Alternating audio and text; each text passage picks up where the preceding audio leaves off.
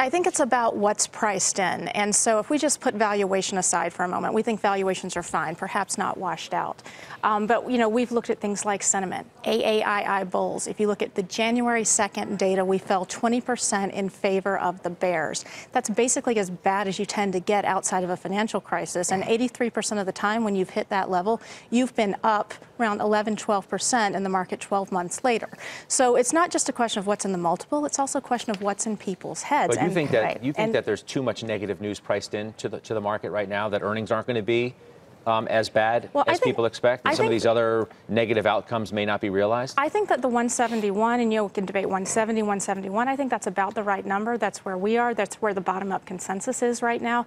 You know, but we actually got a pretty exciting stat last week when we looked at the percent of revisions to the upside for the market. It came in at around 32% as of mid-January for the past month. Now, that is also typically where we see the rate of upward revisions bottom out at. And again, when you hit that level, you're typically up pretty strongly in the market 12 months later. Yeah, Pete, how do you see it? Yeah, Scott, I got to tell you, I think you guys hit it on the head when you guys were talking about some of the very stock specific, and that's exactly what I think we're seeing, and that's why I think what we've been seeing in the derivatives market for a while has been extremely short term and very much of a trading environment, much more so than that investing environment that we'd seen in the past. And I mean, we see it every single day, including today. We've seen a lot of activity where we're seeing things that might extend out 1 month, but very, very little.